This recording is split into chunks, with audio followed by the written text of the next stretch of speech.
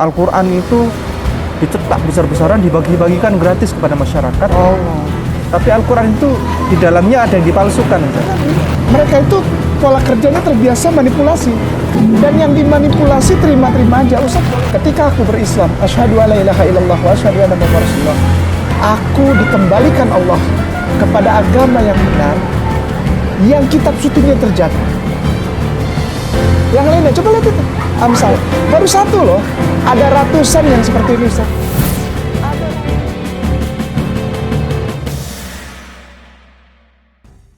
Assalamualaikum warahmatullahi wabarakatuh. Waalaikumsalam warahmatullahi wabarakatuh. Alhamdulillah, kami ada di Kota Malang. Naam, Malam ini ada di Pujasera Miledak.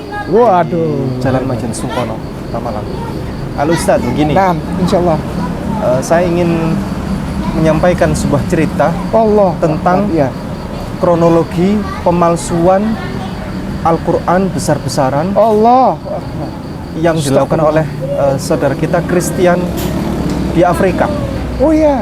Dengan mencetak Al-Quran yang palsu secara besar-besaran di sana. Iya. Tapi saya mulai dari awal mula untuk proses terjadinya ini. Nah, insyaallah. Sebelumnya pasti masyarakat Indonesia sudah tahu tentang beliau ini. Namanya adalah Syekh Mahmud Khalil Al-Husairi. Beliau viral sampai sekarang. Iya. Viralnya ini, Ustaz. Iya. Bunyinya begini. Salawat tarhim. Salawat tarhim. Iya. Assalatu wassalamu alaihi. Allahu akbar. Ustaz Ke sering dengar itu? Iya. Ya imam al-mujahidin, ya Rasulullah.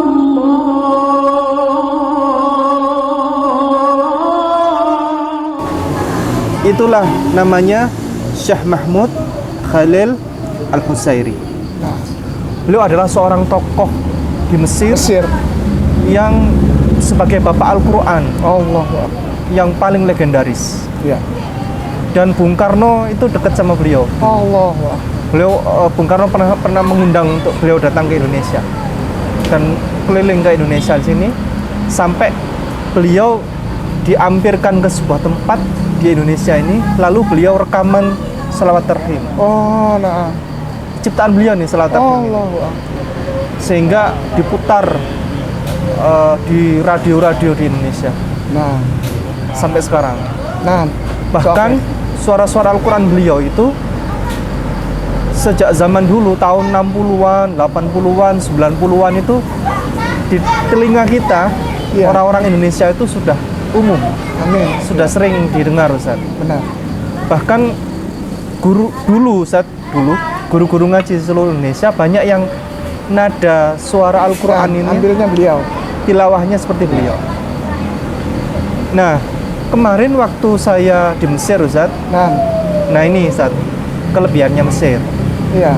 Setiap saya di bis, saya naik bis, saya naik kereta api, kemudian kadang naik taksi, itu didendangkan Ayat Al-Quran. suara ayat Al-Quran oleh ini, Syekh Mahmud Khalil Al-Husairi ini. Allah. Ada salah satu ciri khas yang mungkin nggak kita dapatkan di daerah-daerah lain. Iya.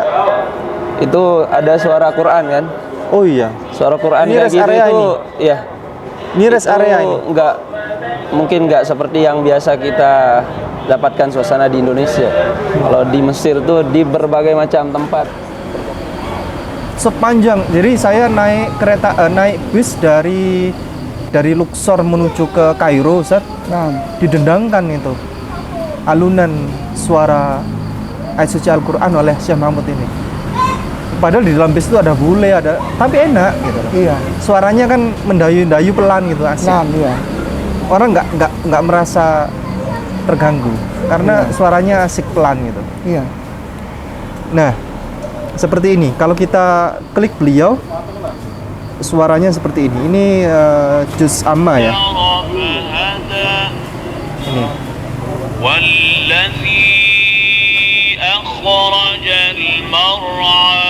Pelan benar. suaranya.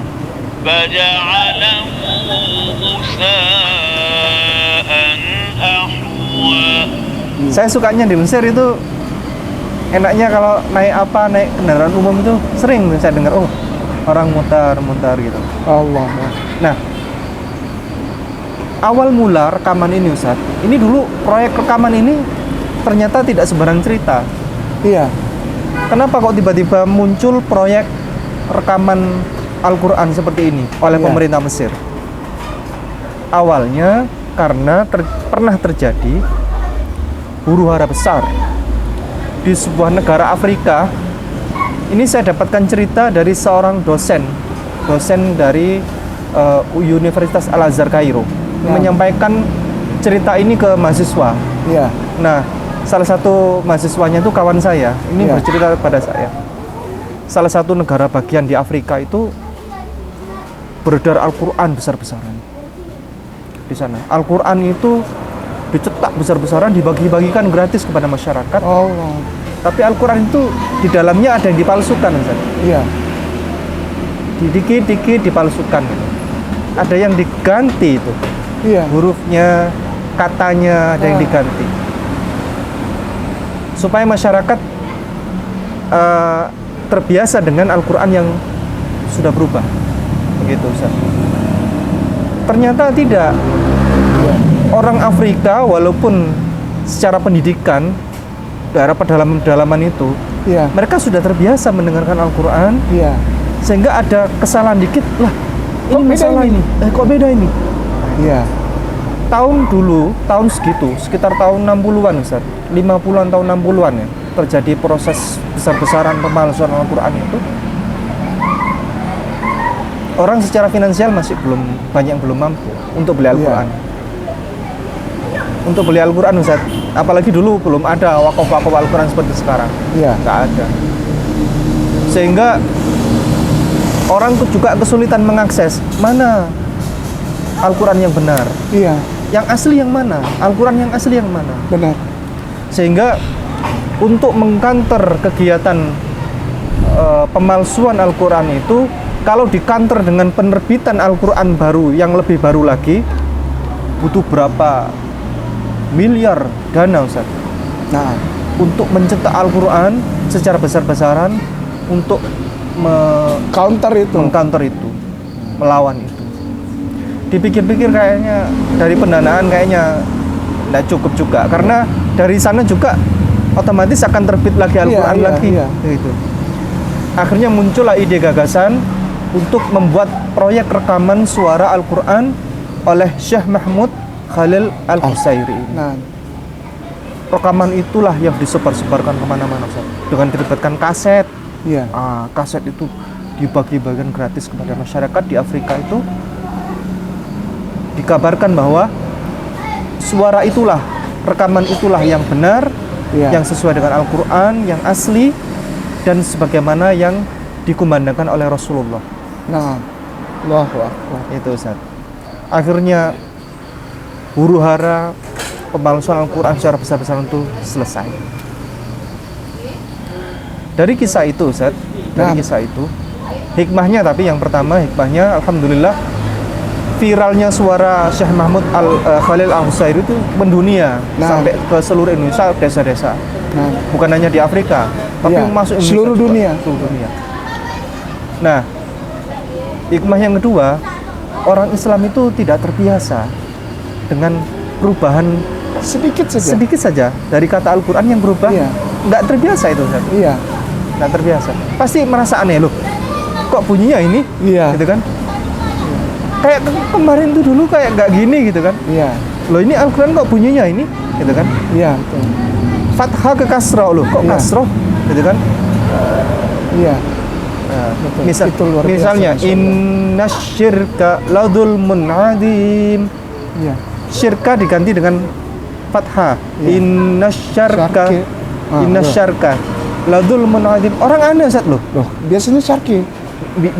Biasanya syirka, inna syirka. Syirka Iya. jadi syarka. Jadi syarka. Aneh Ustaz orang. Iya. Loh, itu syirka, bukan syarka. Loh, ini ditulis syarka. Benar juga sih. Karena ini sudah masuk ya. Iya. Nah, sedangkan begini Ustaz. Saya buka Alkitab Sabda. Ya. Saya buka Alkitab Sabda. Apalagi sekarang ini, wah, Alkitab Sabda semakin canggih sekarang Ustaz. Saya lihat sampai yang kuno-kuno itu ada. Misal ini Alkitab Sabda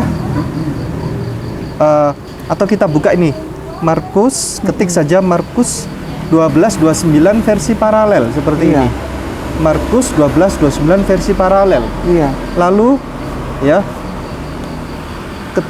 pilih yang ini ya. Lalu kita lihat, kita pilih yang kuno. Iya. Kuno. Atau bahasa suku. Bahasa suku. Yang kuno aja, yang kuno aja. Kalau yang suku ini asik Ustaz, bahkan ini sekarang udah canggih Ustaz. Iya. Ini yang suku misalnya. Suku ini bahasa Jawa. Ada. Iya. Paring wangsulane Gusti Yesus pepakon kang gede dhewe iku mangkene. Rungokno he. Rungokno he. Wong Israel. Pangeran Allah Pangeran Allah kita iku siji. Ada bahasa Jawa ya, Masya Allah. Ada Ustaz. Iya. Bahkan ada bahasa Sunda Ustaz. Iya. Ini Ustaz yang bisa baca ini. Iya. Bentar Ustaz. Coba, saya nggak bisa bahasa Sunda ini. Waler Yesus ieu anu pangutamana. Dareungkeun he Israel. Pangeran Allah urang teh pangeran anu tunggal. Ini sekarang canggih Ustaz. Canggih ya. Canggih. Bahkan ada bahasa Madura juga. Iya. Bahasa Madura, banyak sekali nih Ustaz. Bahasa-bahasa daerah ini. Iya. Canggih sekarang. Bahasa Toraja, bahasa Nah, ini Ustaz kalau kita lihat yang kuno ya. Jangankan yang kuno, yang terbitan ini aja. Iya. TB, AYT, TL, BIS, TSI, MILT, Syalabear. Beda tahun aja ini katanya udah berbeda. Ya. Terus kemudian ini juga yang kuno, yang tahun-tahun lama-lama ini juga berbeda. Berbeda.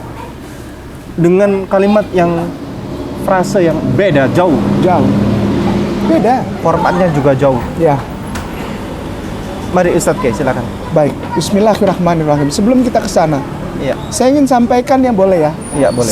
Satu namanya Tuan Guru kita Habaib Syekh Zain Munawar. Iya. Beliau adalah guru saya. Iya. Dan insya Allah akan mewakafkan 100 Al-Quran melalui Ayasofya Masya Allah.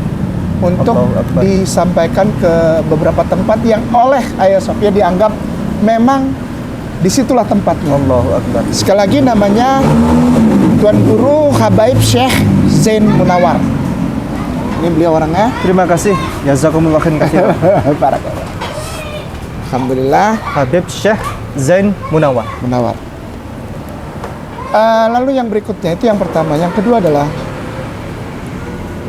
sebenarnya pola kisah Afrika Al-Quran dicetak oleh saudara Kristen lalu ada beberapa bagian yang dirubah itu. Sebenarnya Ustaz, sebelumnya sampaikan salam untuk beliau. Oh ya, baik, nanti saya sampaikan. Salam yang terkasih, tersayang untuk beliau. Baik, nanti saya Sama sampaikan. saudara muslim, semoga Allah berikan kasih untuk beliau. Amin, insya Allah. Nanti saya sampaikan langsung.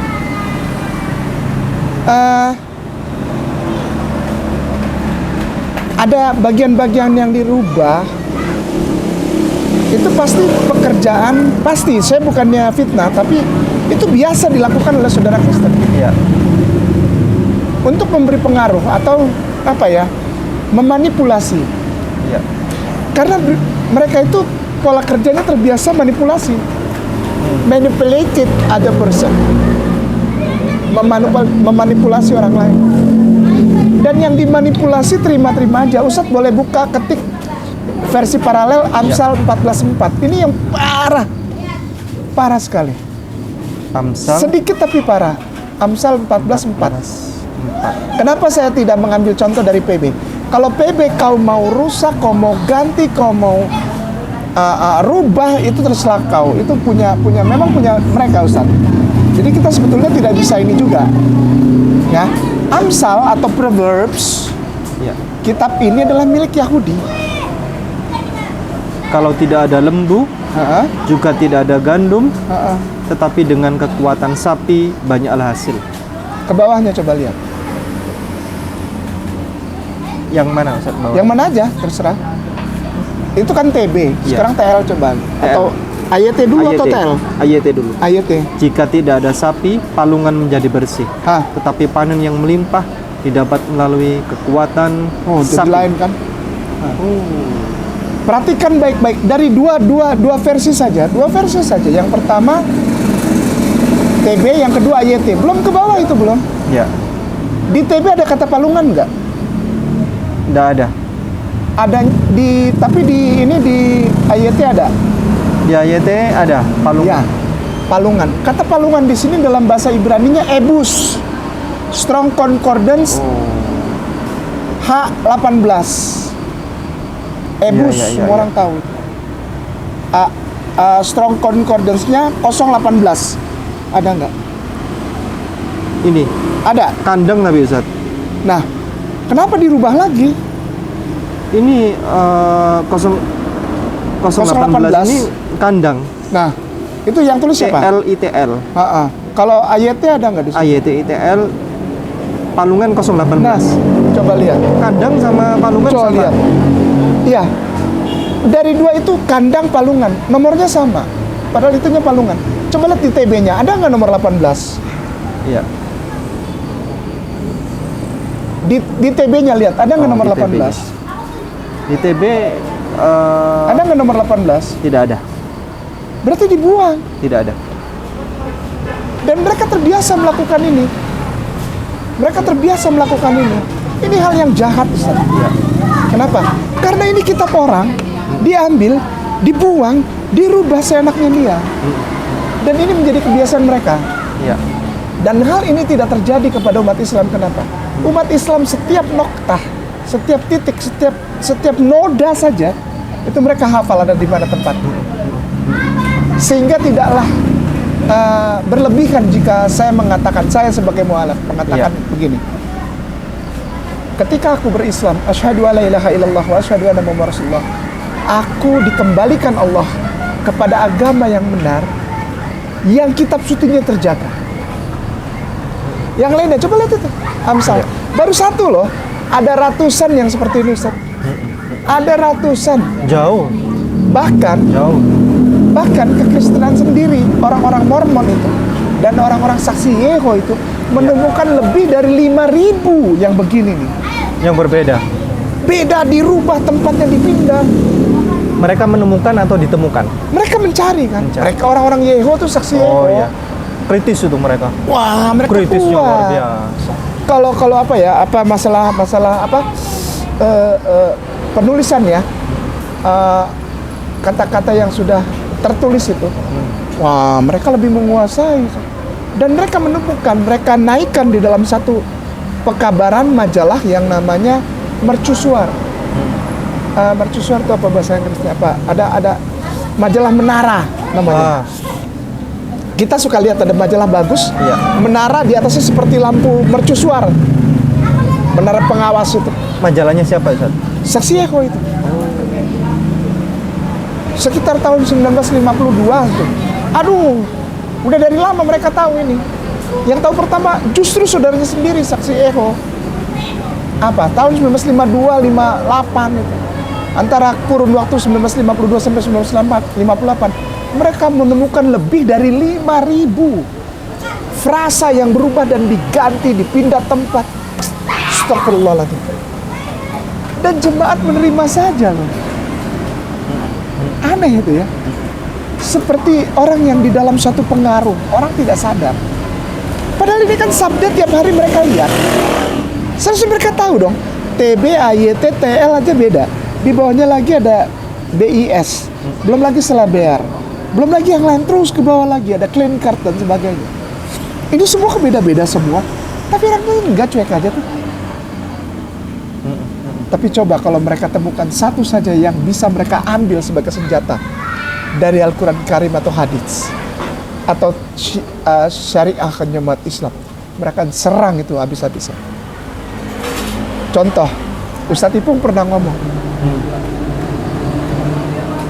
kalau soal baptis kita orang Islam 1 hari 5 kali nih.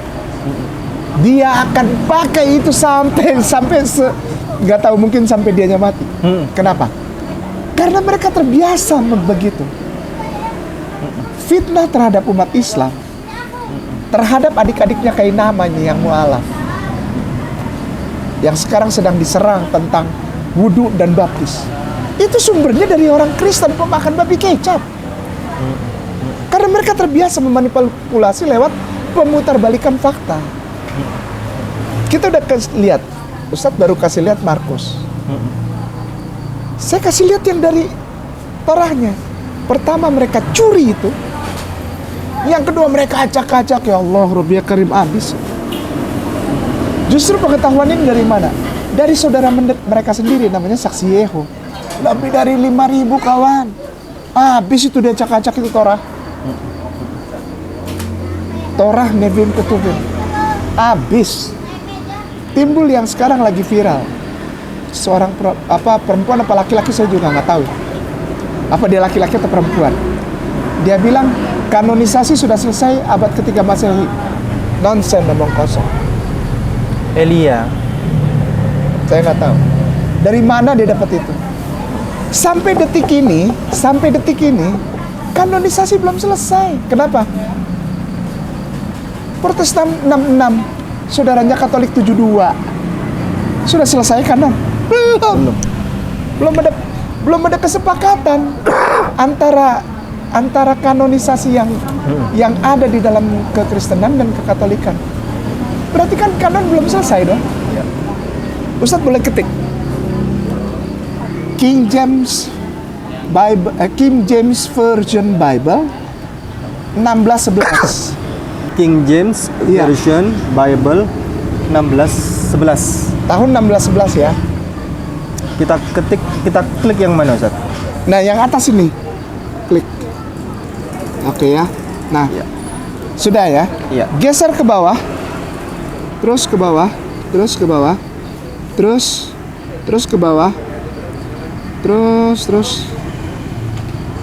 Tuh, lihat, baca yang tulisan itu. Apa bacanya? Apokrifa. Kalau engkau telah selesai, anak yang nggak tahu perempuan apa laki-laki, saya nggak tahu ya. Engkau sedang mempermalukan umat Kristen. Kenapa? Karena apa? Karena kalau kau bilang kanonisasi sudah selesai abad ketiga, kenapa tahun 1611 masih ada apokrifa? Iya. Apokrifa itu tidak diakui. Kitab bid'ah itu. Kenapa masih ada di dalam Bible? Versi King James. Jemaat nggak peduli. Iya. Jemaat sudah terbiasa terbius dengan apa? Dengan manipulasi. Sebetulnya Ustadz, saya dan beberapa mualaf ini ada di dunia seperti ini, dunia apologetika. Karena saya cinta, saya sedih, saya sayang sama jemaat yang tidak tahu apa-apa, seperti dicucuk hidung gitu, diseret gitu. Demikian. Baik, demikian kita akhiri. Kita akan bertemu di ini belum bahas yang lain, Ustaz. Belum bahas yang ayat yang lain, Ustaz ya. Belum. Apalagi yang ayat yang itu, Ustaz ya. Tuhan, jadi Tuhan, Tuhan Bapak itu kan. Iya. Tuhan Bapak. Oh, itu Yohanes 4:19 ya. 19. Itu dari satu ayat aja. Bapak, Tuhan, Ya. Tuhan. Berubah-ubah ini. Demikian. Terima kasih. Baik, barakallahu fikum. Terima kasih telah menonton. Semoga bermanfaat. Jazakumullah khairan katsiran. Assalamualaikum warahmatullahi wabarakatuh. Assalamualaikum.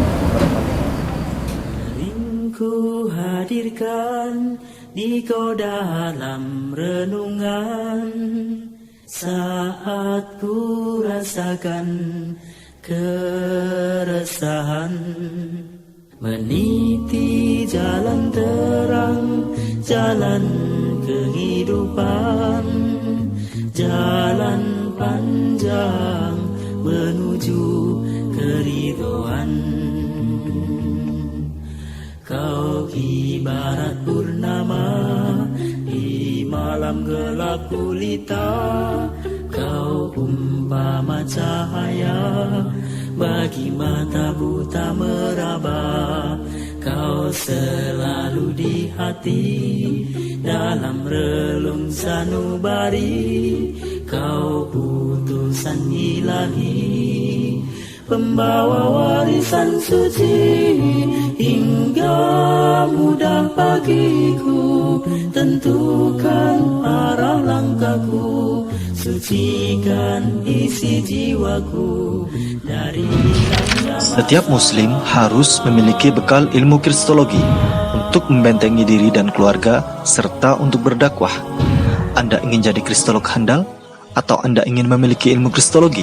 Kunjungi kristologinews.com, pusat karya monumental Ustadz Insan LS Mokoginta.